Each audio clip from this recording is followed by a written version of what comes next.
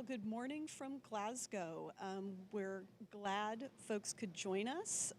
It's early morning here, and we are pleased to bring you the panel presentation, Climate Action Planning Through an Equity Lens. So the three of us here on the panel are all representatives of the Bay Area Air Quality Management District, and I'll get into a little bit of detail on what an air district is. But for the purposes of our panel, my name is Abby Young. I am staff at the Air District. I'm the Climate Protection Program Manager. And joining me on the panel are two of our board members. So John Bauters, who is the secretary of our board, and Lynda Hopkins, who is a board member, and they're both local elected officials. And we'll get a little more into who they are when they present their slides. Also on our panel, third board member, Davina Hurt, is unfortunately not able to join us. She's was traveling from outside of Glasgow, and her train has had a malfunction, and so she's unable to join us, but we will do our best to convey the information from her slides and represent her presentation. So the way we'll do this, I'll give a few short slides on sort of setting the context for what an air district is, how air quality and climate protection policy and authorities work in the United States, and then a bit about the Bay Area Air District and kind of where we are with leadership on climate action. So we'll go to the next slide. Great. So air quality and climate protection in the United States is roles and authorities are really split between the federal, state, and in some cases local levels. So this slide gives a very, very rough sort of breakdown of kind of the key roles that the different levels of government play in the U.S. At the federal level, the U.S. Environmental Protection Agency, the EPA, sets air quality standards based on health protectiveness and timelines for states to meet those standards, although it's in large part up to the states on how they might meet those standards. With regard to climate protection, the federal government provides a lot of funding for research and development, for grants that support implementation, and of course Congress can enact laws that address different activities that impact greenhouse gas emissions. But when we get down to the state level, that's really where a lot of the regulation that governs air pollution and how we address air pollution occurs. In California is one of the very few states in the United States where responsibility for air quality regulation is split between the state government and local air districts. So in California, the State Air Resources Board is responsible for and has authority over mobile sources of emissions. So anything that moves, cars, trains, trucks, shipping freight. So that leaves for local air districts authority to regulate what we call stationary sources. And so those things from large sources like refineries, power plants, cement, chemical plants, all the way down to very small sources like gas stations, dry cleaners, coffee roasters. So all of these types of sources of air pollution fall into the domain of local air districts. And as far as climate protection goes, the state of California has adopted statewide targets for reducing greenhouse gas emissions and has developed statewide plans for achieving those emissions. And also statewide policies that direct power plants to use an increasing amount of renewable energy, a low carbon fuel standard, clean car standards, again, those that mainly address mobile sources. And they've also developed a statewide scoping plan, which is a statewide plan for how are we going to achieve those targets. So at the local or more regional, so in California, when we say regional, we mean multi-city or multi-county.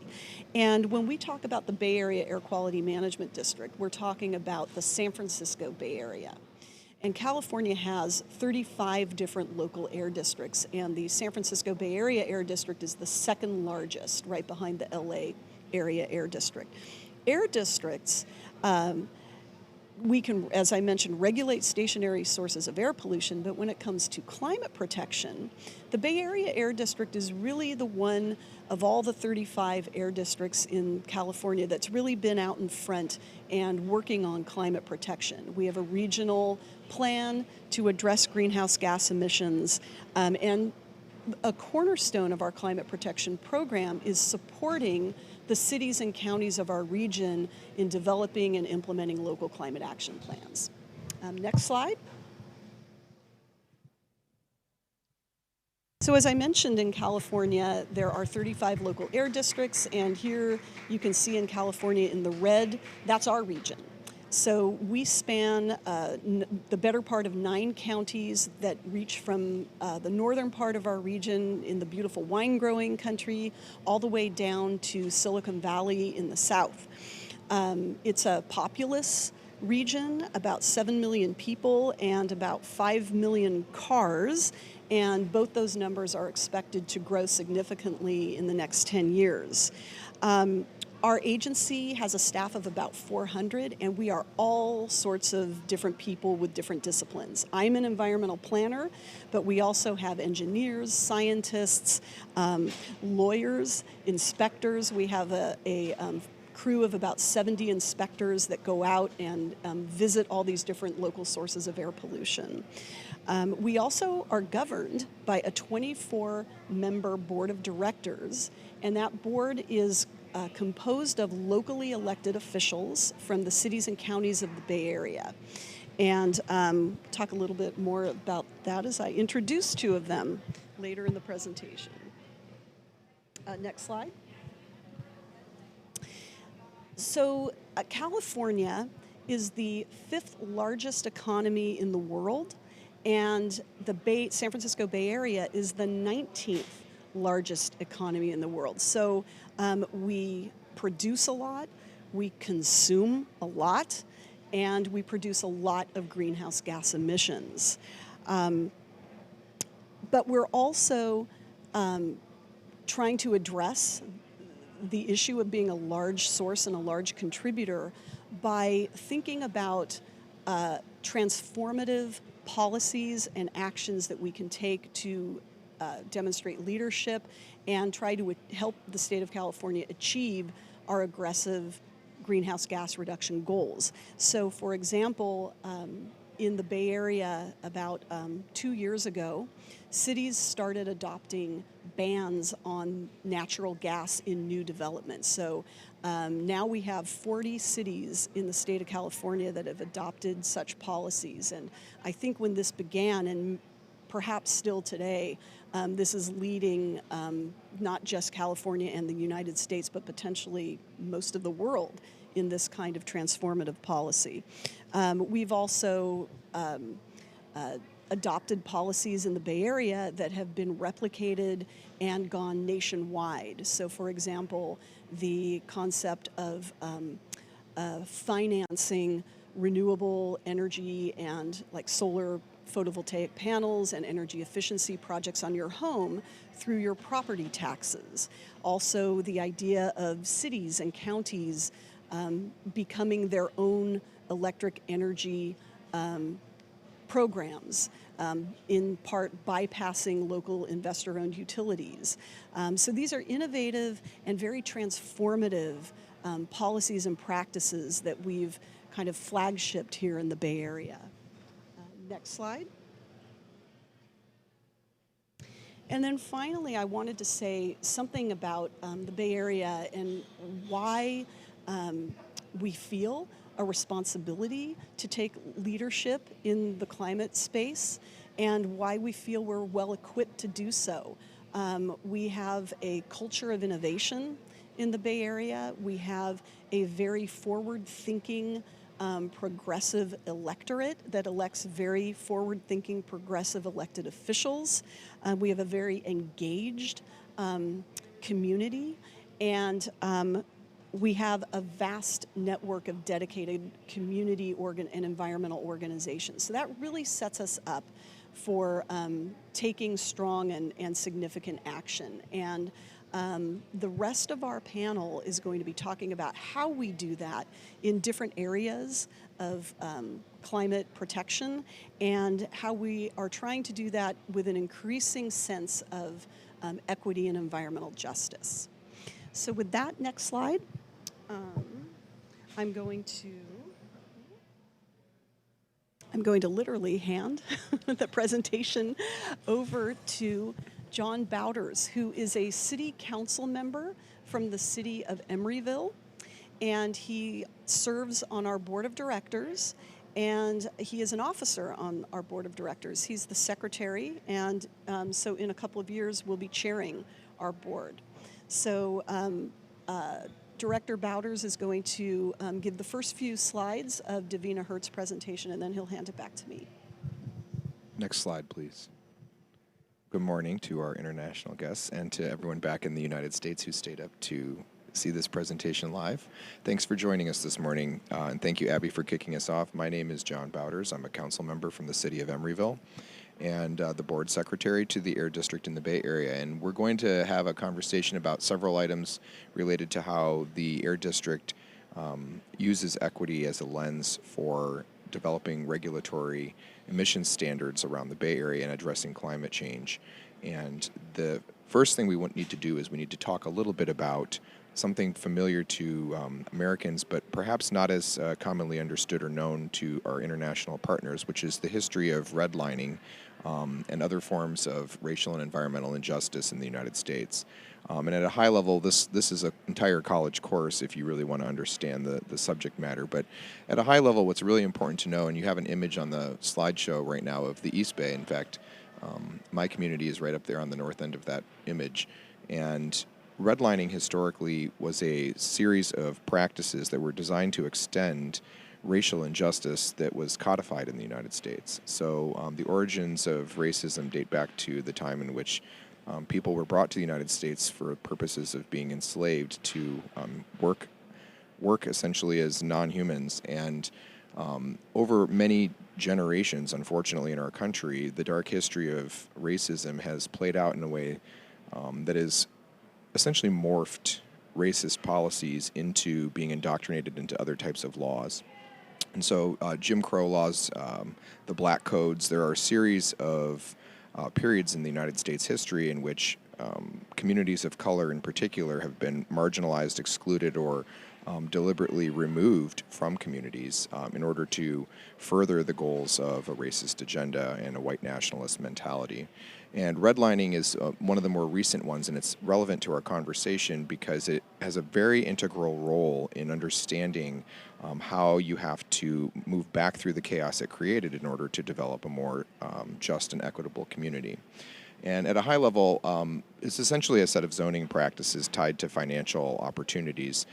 Communities that were identified by lenders and realtors and people in the housing and land speculation industry would literally identify properties through zoning codes and other types of local regulations that were going to be set aside for white communities.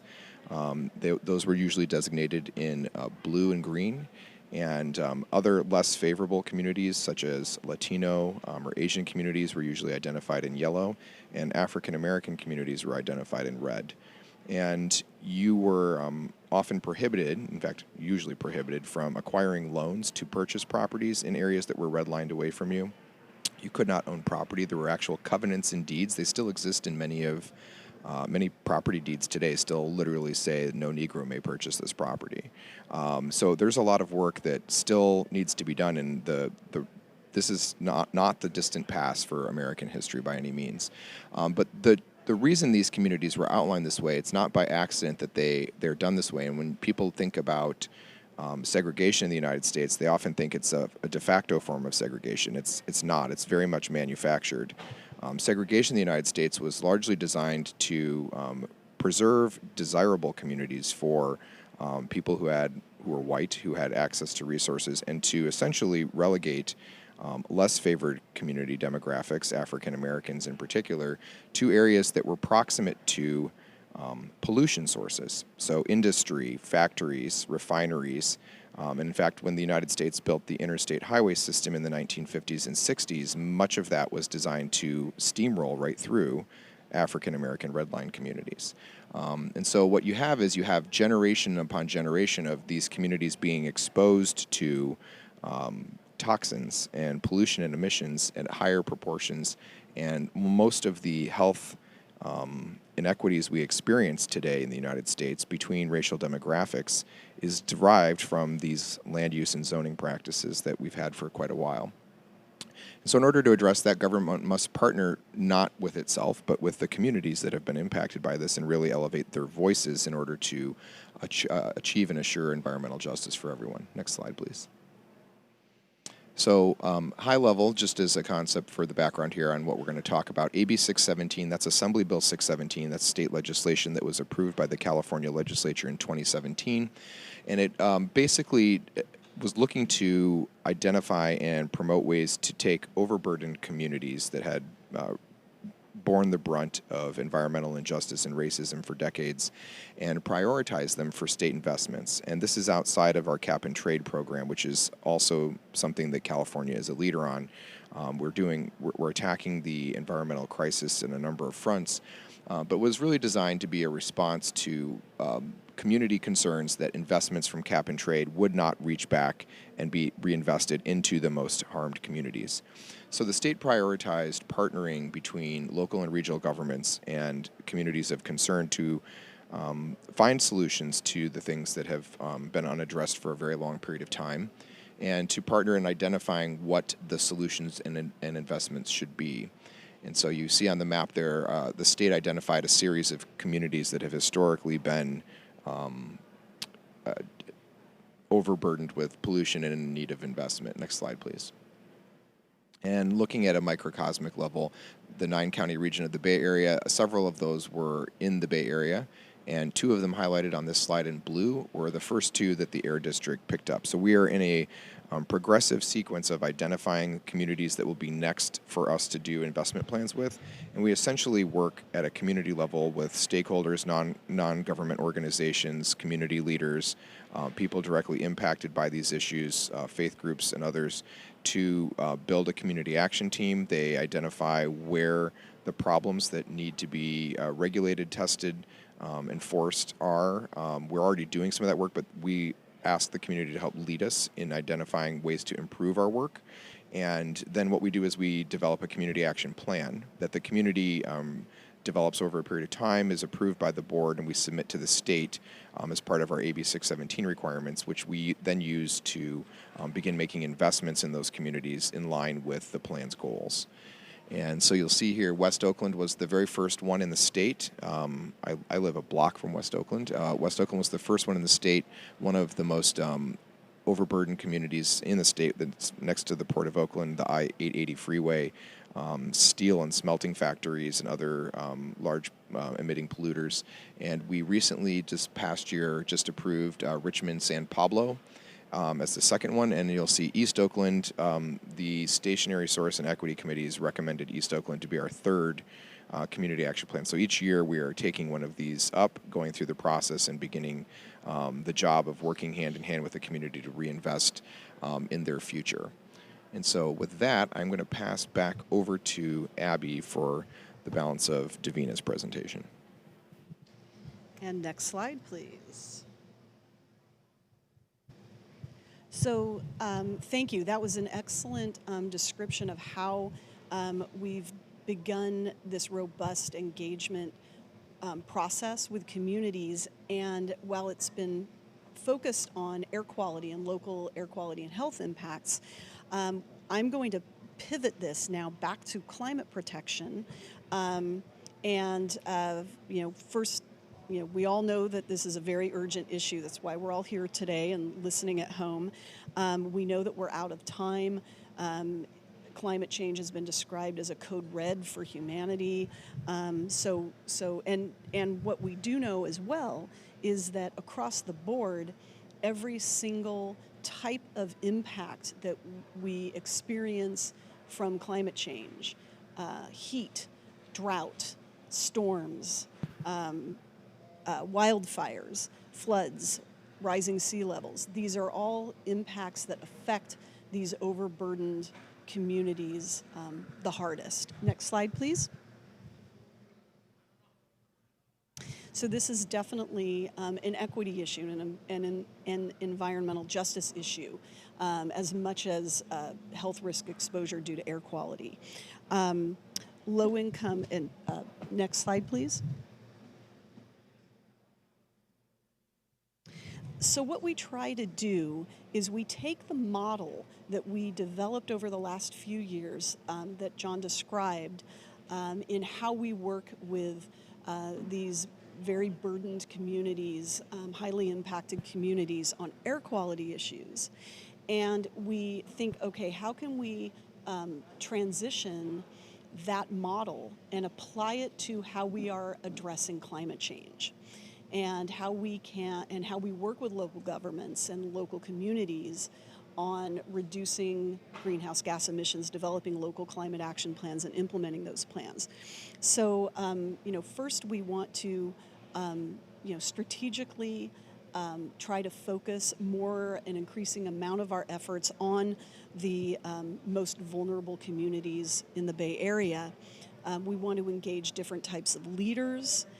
We want to direct an increasing amount of our resources to these communities, and we want to look for those kinds of strategies and solutions that help address sort of the triumvirate of issues that we address.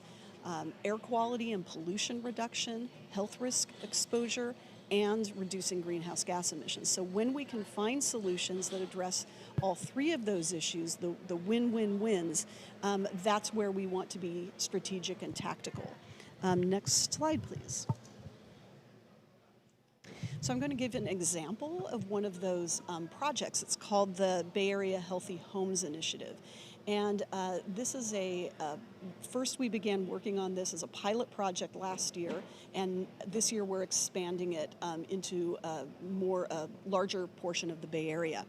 What we do is we work with a local county health office and related county government departments and identify very, very low-income households where one or more family member suffers from asthma. And we provide resources to provide targeted interventions with that household to build the family's understanding of asthma triggers and what they can do in their home to identify and reduce some of those triggers, and then provide the funding to implement the solutions that are going to reduce some of those triggers. So we're talking about, on the one hand, things like switching, pulling out carpet, switching with non-carpeted flooring, increasing weatherization, putting in better air filtration. But we're also adding a greenhouse gas layer to this, and we're looking at the fossil fuel combustion in the home, which is a big source of harmful particulate matter and toxics that we breathe every day, especially when we do things like cook with gas stoves.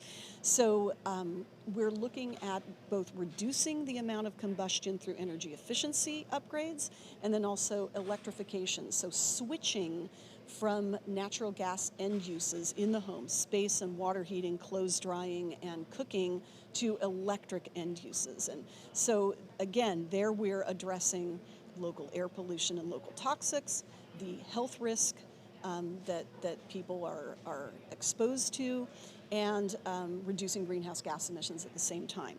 So that's a project that, and we're doing a lot of modeling before and after, both with the air pollutants and the greenhouse gases, as well as the health outcomes. So that's a very exciting program that we're expanding. Next slide, please. In the Bay Area, as with many communities, not just in California and the US, but across the world, the transportation sector dominates the greenhouse gas portfolio. So a lot of the work that we do, now as I mentioned early in this panel presentation, the state of California has the regulatory authority over mobile sources like cars and trucks, but the Bay Area Air District provides a lot of funding for and incentives in financing and grant funding to implement projects and technology upgrades that on a voluntary basis can reduce emissions from the transportation sector. And in recent years, we have been trying to steer that funding more and more toward the highly impacted lower income communities in the Bay Area. So one of the programs that we have is the Clean Cars for All program. And this has a income qualification level and provides funding and financing, but also just funding and rebates for the purchase of electric and low carbon, zero carbon vehicles. We also launched several years ago the Diesel Free by 33 campaign. And what this campaign does is work with local governments and manufacturers and businesses along the supply chain to try to transition us off of the diesel vehicles and equipment. And our own health studies and modeling demonstrate that it's the diesel particulate matter that is the biggest has the biggest health impact and negative health outcomes for communities. And as John mentioned, many of those communities along the most heavily traveled freight routes and highway and freeway routes are these low-income, highly overburdened communities. So the Diesel Free campaign, the campaign to transition off of diesel fuel, is another big project that is important to this kind of win-win-win approach. We also provide a lot of funding for passenger vehicles, for EV vehicles and charging infrastructure. We provide over $100 million a year in grants for zero and near zero vehicles. So it's quite a big program that we implement. Next slide, please.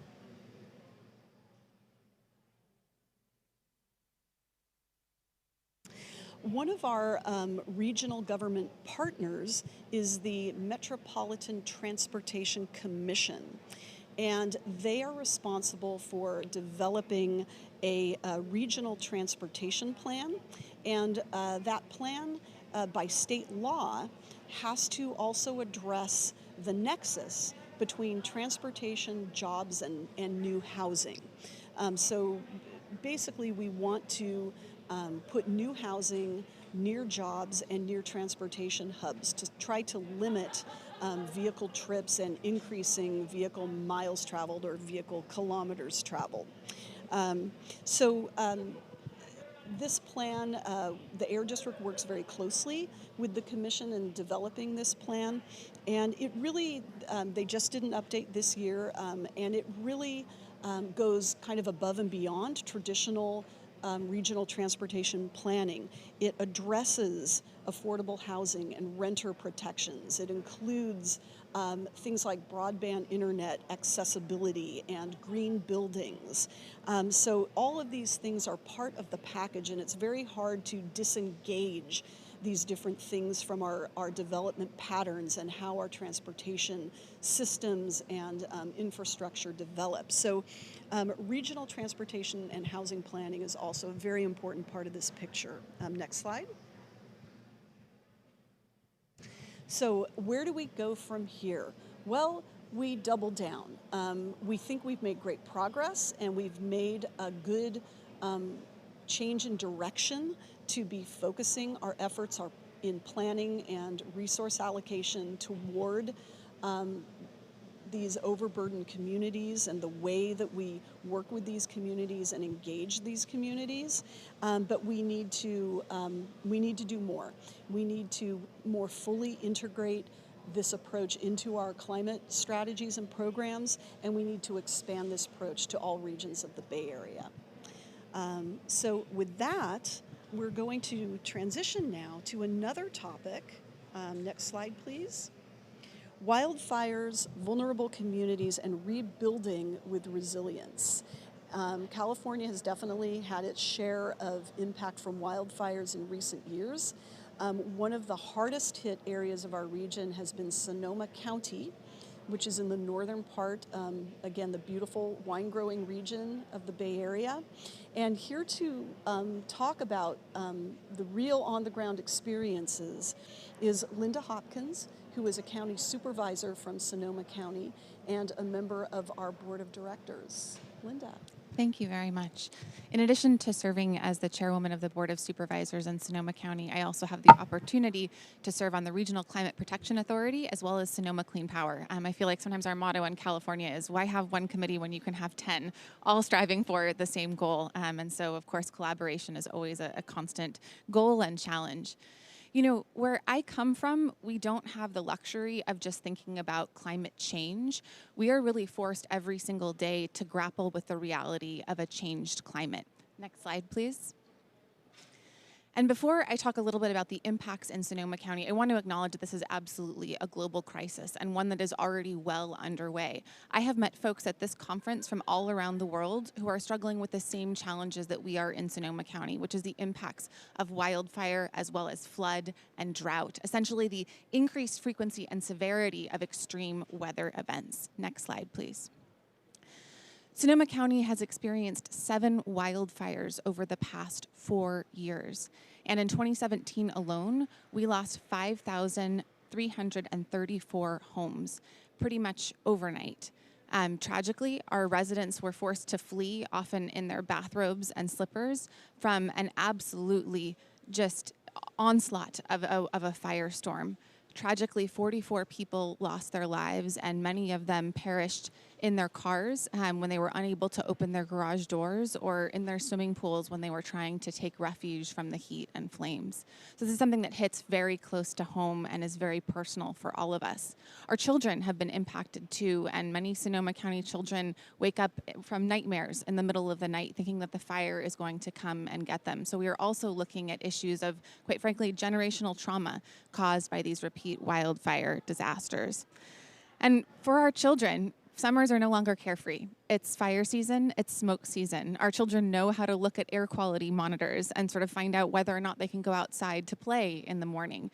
They know what it's like to be under a red flag warning. They know what it's like to evacuate from their homes and gather up their belongings and their go bag to go someplace where it's safe when a wildfire is in the area. I'm not convinced that you can fully understand the apocalyptic impacts of climate change until you've lived through it.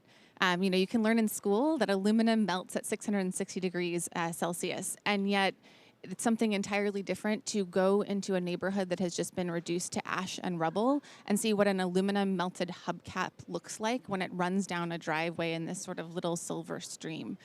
These are the kinds of images that are sort of ingrained forever, quite frankly, in the minds of Sonoma County residents. Next slide, please. And wildfire is an increasing problem, not only for Sonoma County, but really for the entire state of California. It's already been said, but I feel like at every panel, we always have to mention, if we're from California, that we are the 5th largest economy in the world, home to nearly 40 million people. And we are now increasingly a state that is one of those communities on the front lines of the climate crisis. Of our 20 largest fires on record, all but 3 of them occurred within the last 2 decades. 10 of them came in 2018 or later, and 4 of the top 20 wildfires happened just this year. So it's very clear that this is a problem that is not going away, and this is not an anomaly. This is a pattern that is growing increasingly severe over time. Next slide, please. One of the things that's really important to grapple with, since we are an air district board, is the health impacts of these wildfires. Quite frankly, this is happening so rapidly that we don't even have the data to demonstrate what these kinds of severe particulate matter impacts are and how they might differ from an area where I live, which is not next to a refinery, right? Compared to communities, particularly those disadvantaged communities and communities of color who are already impacted by degraded air quality as a result of the industry that occurs within their neighborhood. neighborhoods. So if you look at this graph here, where we want to be is actually sort of in that yellow range, right? Sort of the green or the yellow. That's below 35 micrograms per square meter. And you can see that as a result of our wildfires, we are literally off the charts for our air quality in the Bay Area. And if you look at those images, those are the images that we wake up and see all day. In the Bay Area, there were sort of these days where it felt like the sun never rose, and we were looking at sort of the world through this absolutely apocalyptic orange haze, which again, in addition to the potential health impacts, also has an impact on the mental health of our communities. Next slide, please. But I promised that I would not be all doom and gloom, and we are trying to, in some ways, use the opportunity, which is a strange word to use when it comes to wildfires, but the opportunity to rebuild, to build back better. So rather than sort of build the same kind of buildings that are reliant upon greenhouse gas emitting infrastructure, we are actually trying to utilize the best available technology to convert those houses into all electric. While we don't have all electric mandates in all of the areas that experience the wildfires, we do have an opportunity to create incentives. And so that is actually what we are doing. And as I mentioned before, we have a number of different agencies who are engaged in this work. And so we're actually working to create layered incentives with respect to rebuilding our infrastructure. So a few of the sort of different general programs that we have, we have a chipping pilot program to try to reduce burning. So this is again aimed at sort of lowering our overall particulate matter content. We are also working on reducing our fire hazards, which actually can sometimes mean prescribed burning in areas that might otherwise cause sort of a more catastrophic conflagration. So we actually, even though we're trying to disincentivize maybe unnecessary burning, right, like agricultural products, we also want to look at our wildlands as an area that needs to be managed. In addition to that, we are also really focusing on clean air centers, which is, I think, something that maybe 10 years ago would have been completely anathema. But we are literally working to create places that people can go during periods of exceptionally poor air quality. So, think of it like a cooling center during a heat wave. This would be a place where we have plenty of air purifiers, where residents who might not have their own air purifiers at home can go and spend the day in order to be able to breathe clean air. More importantly, I think that we are also working on a home air filtration program. I'm very fortunate, right? I don't have to worry about whether or not I can afford an air purifier to make sure that my kids have clean air when they're sleeping in their bedroom overnight. I also don't have to worry about the cost of running that air purifier and whether I am able to sort of, afford the electric bill that might come as a result of running those air purifiers 24/7. But many of our disadvantaged community members in Sonoma County and throughout the Bay Area might have to make that choice. Do I buy the air purifier, or do I make sure that my family has enough groceries for the month? And so we are trying to actually step up and support those socioeconomically disadvantaged communities to try to make sure that they have access to air purifiers in their own home. Next slide, please.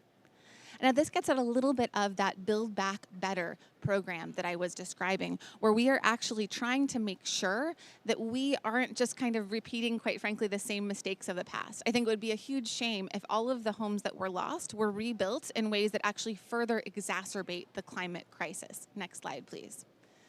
So this actually shows you the nuts and bolts of how that sort of incentive program works. So if you notice, we've got $7,500 for energy efficiency, electric ready, indoor solar ready, and EV charger installed packages, right? And actually now in Sonoma County, we recently opened up our advanced energy center through Sonoma Clean Power. So folks who are in the process of rebuilding their homes can actually go and get an example of what an induction cooktop looks like, right? Oh, and next slide. I think I'm one ahead.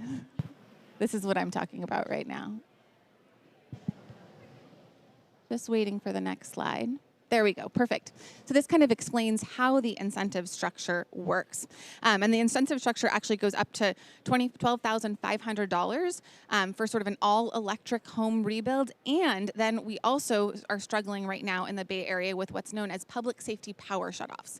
These are instances where we are experiencing severe wildfire weather and where our electric utility will actually turn off the power in order to prevent those electrical lines from starting a fire that could then threaten to burn down homes. So in addition to dealing with the impacts of wildfire, we are also experiencing the impacts of mass sudden power outages. And this is where the battery storage comes in, and where we have to recognize that while all electric is our goal with respect to reducing greenhouse gas emissions, we also do need to have backup plans for when that power goes out. And when you create sort of a plan, sometimes that involves, you've got your solar, you have an electric car, right? You have an all-electric home, and then you actually have a battery backup so that when the power is off, you still have an ability to power your home, which is particularly important actually for some of our vulnerable and elderly community members who might be reliant, say, on durable medical equipment for health needs.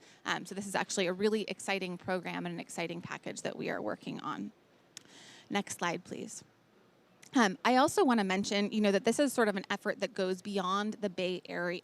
And so, you're actually seeing these sorts of programs start to spread statewide and really throughout the Western United States. So this is an example, actually after the Thomas Fire, which was in Southern California, sort of between Ventura and Santa Barbara, where the U.S. Green Building Council actually came to provide hands-on workshops and one-on-one consultations with lead experts to try to support those homeowners who had lost their home in rebuilding back better and trying to make sure that we are actually investing in the infrastructure of the future instead of really sort of rebuilding the infrastructure of the past. Next slide, please.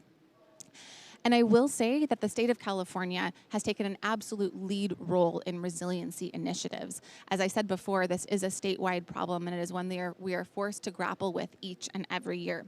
So we're actually working on aligning, again, those sort of different resources. We also have FEMA, which comes in from the federal government after a wildfire, and so we're trying to essentially create programs wherein our national, our state, and our various local agencies are all rowing in the same direction in order to accomplish this idea of building back better from our wildfires. Next slide, please. One thing that I want to mention before I wrap up here is that while all of these programs are really exciting, they are mostly geared at homeowners. And what we are starting to see is the repeat of disasters in Sonoma County are actually really deepening the socioeconomic disparities that unfortunately have existed in our communities for, quite frankly, centuries, often along racial lines. And so we also need to figure out, how do we assist our tenants? How do we assist our renters who wind up displaced from the fire? How do we assist our employees who were out of work for a week and suddenly find themselves behind on rent or on their utility bills?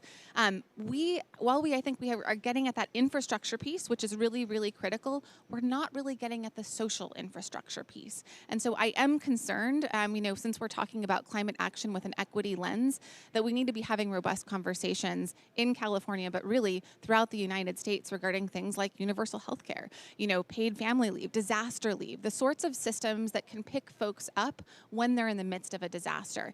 And so while I'm proud of the work that we have done, I think that we need to do even more, quite frankly, to reach those socioeconomically disadvantaged communities, because they are the ones who are on the front lines of the climate crisis and really often don't have as many resources available to them as they sort of rebuild their lives. Even if they don't own their home, everyone after a disaster has to pick up and rebuild their lives, and I hope that we can continue to work on the tools to that. So with that, I will sort of hand it back to you, Abby, and looking forward to the conversation continuing. Great. Thank you so much, Lynda. It's fascinating to hear about and horrible to hear about the experiences, but then also inspirational to hear what you're all doing now in Sonoma County. And we're going to go back to John Bauters. And if you're just joining us, John is a city council member from the city of Emeryville in the Bay Area, and he's, like Lynda, a member of the board of of the Air District Board of Directors. And handing it back over to John. Thanks, Abby, and thank you, Lynda, for getting us started in the conversation about what are we doing? Are we doing enough to financially assist the most socioeconomically disadvantaged community members? And it's not just wildfires that are a source of that problem. There are things that we do proactively as part of our climate strategy, right? So building decarbonization. If you could go 2 slides. Yeah, building decarbonization. So one of the fascinating things about being here at COP26 is you get to see kind of where around the world everybody is at taking on these important issues. And in the Bay Area, we're really fortunate. We benefit from a couple structural leadership elements about how the air district regulation process works that are allowing us to do some really front end, what's the way I want to put this? We're really cutting edge when it comes to trying to lead in reducing carbon emissions. And so in the Bay Area, buildings represent about 13% of our carbon dioxide emissions. And so they're a source of emissions and pollution in the air that is really within reach for us to individualize to homeowners and tenants and say this is something that we can do together to make our air cleaner. Yet it's a lot more complicated than you might think to do that. And we benefit from a couple things. Structurally in California, most nations who are here are represented at a national level with an environmental air quality management system. And in the United States, we have not just CARB at the state, but then we have the regional air districts that Abby talked about, the 35 in California. And then we have local cities and governments like Lynda's and mine that can do our own things. And in the Bay Area, we've actually at an energy level, we've moved in a lot of ways from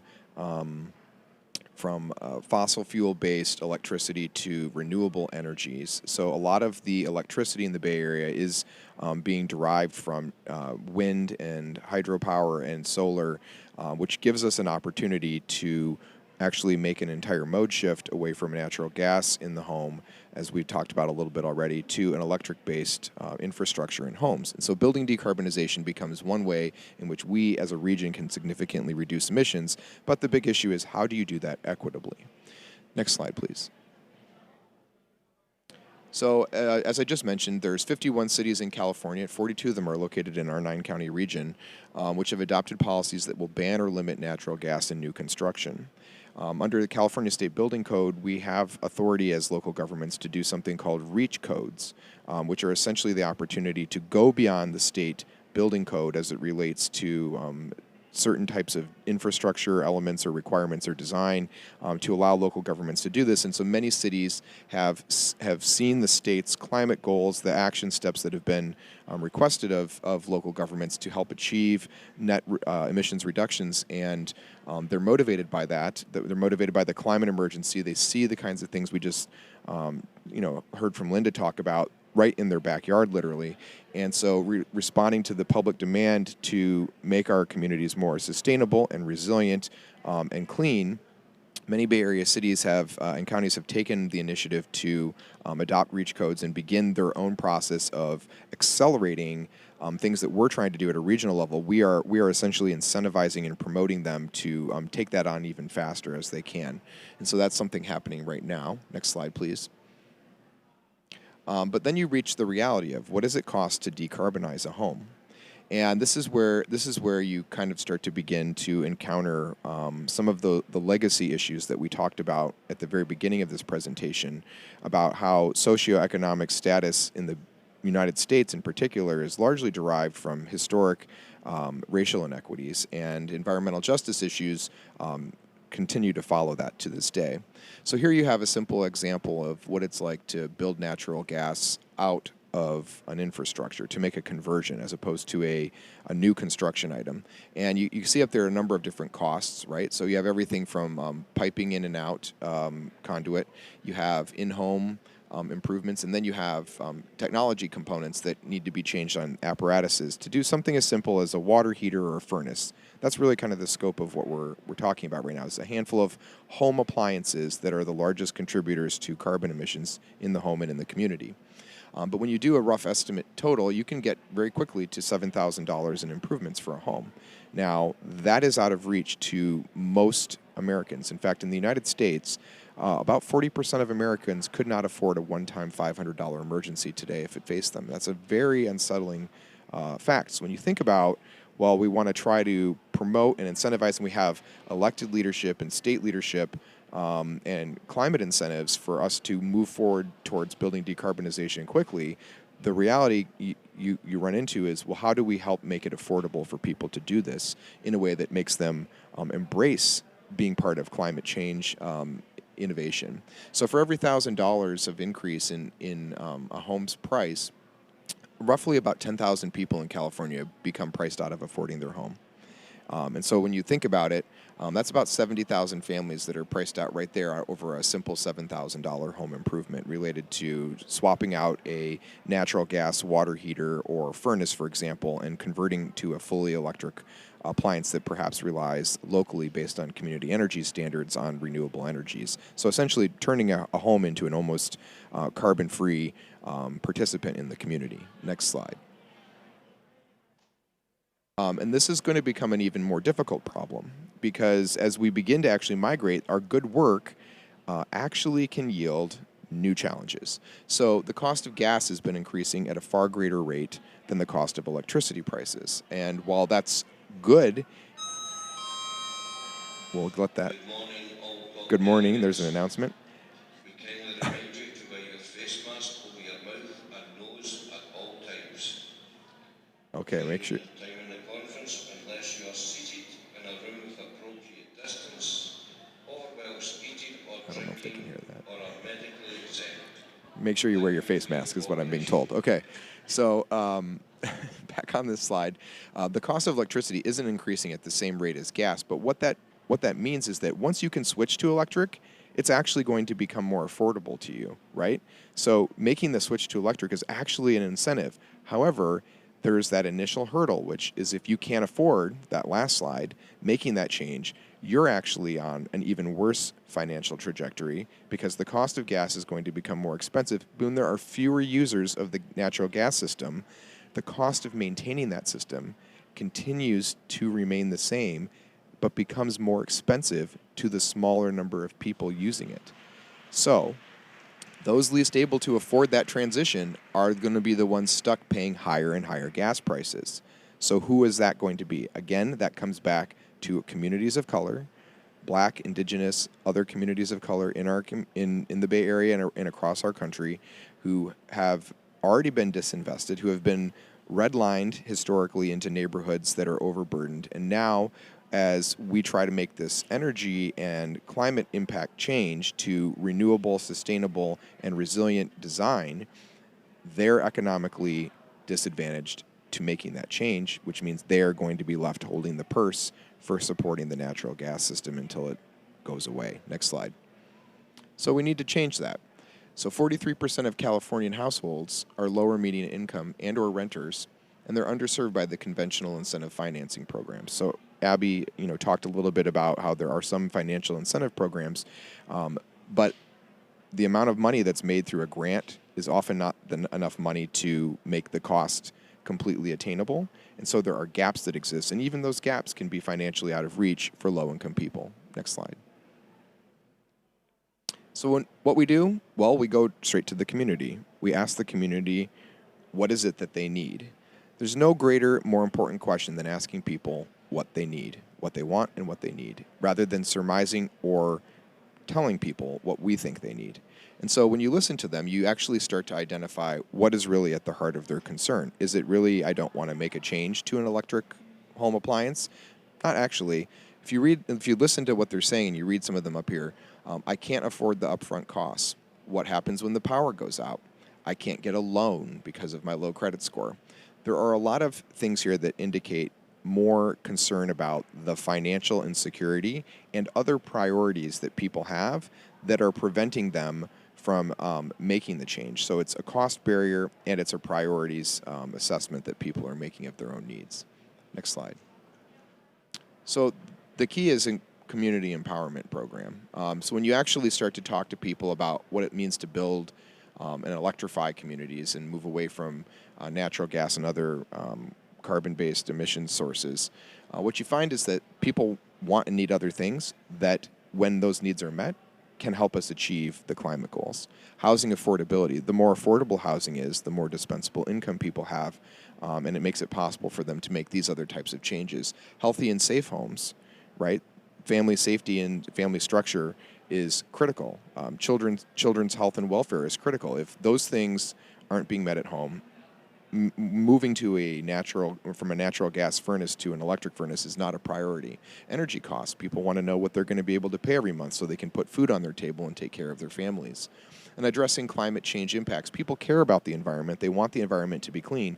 But a lot of times people don't actually understand what their own contribution to that environmental footprint is, and helping make the community more knowledgeable in what their own actions can do to yield the changes that they want is actually critical to empowerment. And then local job creation. And part of this conversation, a really bigger chapter of this discussion, needs to be about what's the so-called just transition and actually helping create jobs in these communities for the people who live here who've been disinvested to empower them to build their own communities sustainably. Next slide. And so I think I've got just a couple left here. So the potential financing solutions, right? So we've got the traditional financing options that we've talked about, but a lot of them are not well suited for low and moderate income households. And there are other things that we can do that we are talking to the community in our case about. So there are rebates, other incentives. We're talking with manufacturers, for example, of these appliances about how to incentivize the marketing and the distribution of these appliances, how to partner with the state and state grants programs, ways to take on-bill financing. So no interest pays, monthly payment programs that allow people to bill the infrastructure costs into a long-term plan that is more sustainable for them, as opposed to those one-time upfront single expense costs that people often can't afford. And then pay-as-you-save approaches, where people are actually going to start saving money by switching from natural gas to electric. And could the difference in what they are spending as a result of that conversion yield an opportunity, that delta, money that becomes available to make payments off of what is owed for the infrastructure costs. But you got to have the community in the room talking about which solutions work, because even in the Bay Area, it's so dynamic and diverse that not every neighborhood or community supports the same programs or ideas or can actually work with each of them. Next slide. And so letting the community lead is the final lesson for the day, which is that when you allow the community to lead in identifying their own important issues and priorities, and you ask them what they need or want, they'll tell you the things that are going to be most helpful to them. And when you see those things up there, in the Bay Area, it's most commonly housing production and tenant protections, equitable access to funding and financing for programs, the ones that we're trying to do, and then a combination of education and outreach. People want to be included in the decisions that impact their lives, and when you reach out to them as a government agency or a public entity to engage them meaningfully in that way, you actually most commonly reach the best solutions. And so, in our case, we actually just passed out of Stationary Source Committee, which is the committee I chair, where we regulate stationary sources like refineries, factories, other large industry sources, but also things like water heaters and furnaces that go into commercial and residential buildings. And we're actually in a process to move to a zero NOx emission standard, which I believe would be the first in the world. So we would actually be requiring at a future date that all newly installed water heaters and furnaces would actually have to have zero NOx emissions, an absolute natural gas-free process. And so that's a very ambitious standard. It's one that we're really excited to work towards, but doing it requires a slightly longer and more thoughtful timeline, because it has to include all these community equity components so that we don't leave any of our disadvantaged community members behind when we make that transition. And the sooner communities around the world begin having these types of conversations about how to do this and understanding what the community wants and needs, the sooner we can begin what is often a long road and path towards achieving ultimately our goal of a more sustainable and resilient climate for everyone. And I believe that ends our presentation. So, Abby, I'm going to turn it back over to you. And I'm going to see if we have time. And we're over time. We started a little late, but we're over Yeah. time. Do we have time for a question? Yeah, so you want to moderate? Do you have a question? Okay, great. I'm going to bring my the microphone to you, I think. Yes. Now that there's not that much, I'll keep it to one then. I'll keep it to one simple question. Thank you, first of all, for such a wonderful presentation. That was absolutely amazing and so rich and emotional as well. I'm wondering, I do research on cities. Often, national governments want to make it seem like all the implementation has to happen in local governments. And sitting at COP26 right now, we have 5 years to go to realize a transition to a zero carbon system. How does that look for you? Because I've listened to your presentation now, and it's so exceedingly complex, the process that you're going through, and seriously taken into account the equity considerations as well. How would you actually implement a transition that is that fast? Who's going to finance it? How are you going to do it? And you present a very united front, but my understanding is that the political system that you're in is actually very complicated. Lynda made several references to this, rowing in the same direction, and 10 committees and all of that. So how do you also navigate that within the very complicated multi-level governance systems that you're actually part of? That's a great question. And one thing that I want to say, first of all, is that in the Bay Area, we're extremely lucky in that it's a very progressive, and I would say mostly unified progressive approach. Everyone understands that climate change needs to be a priority. Not everyone agrees on exactly how to get there, but there is sort of this overwhelming common value and common sense of, I think, political perspective. But I'll be candid. I mean, in local government, some days it feels like we're held together with duct tape and baling twine, and that all we're doing is being hit repeatedly with disasters and trying to recover from that. So in addition to trying to recover from these 7 wildfires, the floods, the drought, the pandemic, then we're also being tasked with, okay, you need to figure out how to get to the future within the next decade. And so I would say that, the ask here, and I've heard this from a lot of local governments, is we do need more resources. We need more capacity. We need to be able to have staff like Abby who focus specifically on this and kind of taking that next step. But I would say the resource issue is huge. And then the resource issue also goes into the community engagement. We need to have people, preferably people who actually come from the communities that they're engaging with, right? Sort of increasing the diversity within government workforce and the representation. And I think that those are kind of the missing pieces that I hope at the sort of the national, international, and state level, they're thinking about how do we resource local government agencies to be able to take this aggressive action that we know we all need. But I'm curious to hear John's answer too. Well, I have to start by saying duct tape and baling twine. My line has always been rubber bands and fishing wire. So I'm happy to know that there's multiple ways to hold our local governments together.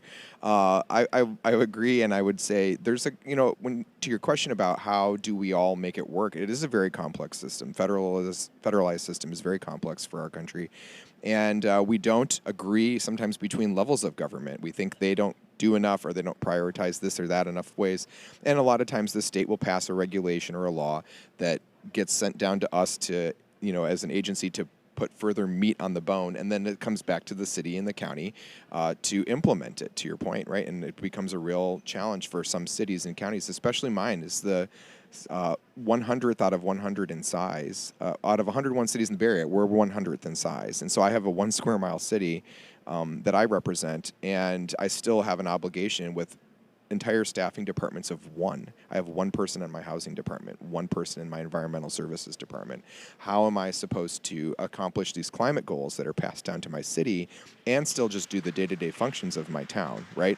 And I think that one of the things that we do well, to the financing point, I think one of the things that we do well is we've progressed a lot in structuring financing to leverage all the pieces in the chain. I sometimes wish it didn't feel like you had to put a 500-piece puzzle together to get all the money. That's how it feels sometimes. And the same is true for housing. Like in our city, we passed a housing bond, which we used to leverage the county housing bond, which we used to leverage the state housing bond. So we sold it to our residents in that case as for every dollar that you'll pay out of the local financing we're going to do, we're going to earn between $3 and $5 of other funding. So in the end, we'll be able to build housing that far exceeds the price you're paying, right? And I think the same can be done and is being done on environmental issues in California, where the state is a national leader, right? And this isn't true. Your question is good because it's not true in other states by any means. But our state really leans in on that and puts money forward for that. And then I think, we levy property taxes as a air district to finance the air district's goals. We apply for grants and we use that to pull the resources we have and we make it available. And, cities and counties that really want to pursue projects like community air centers, things like clean air centers, have a head start to doing it. But it is more complicated when you get to the granular level of residential changes and individual life homes. That's harder. And cities are making, I had a slide up there about cities wanting to pursue this goal of there's a lot of public support for making this change. It's really hard to tell the public who wants no more wildfires in their backyard. They don't want to be breathing in dirty air along the bayshore.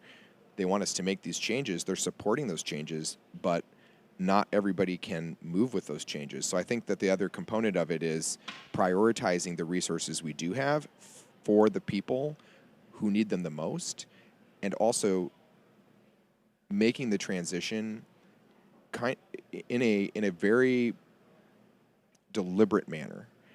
So it'd be real easy to be like, well, look, anybody who anybody who can afford to just go electric, right? And you'll have a whole bunch of people who can financially afford to do it, right?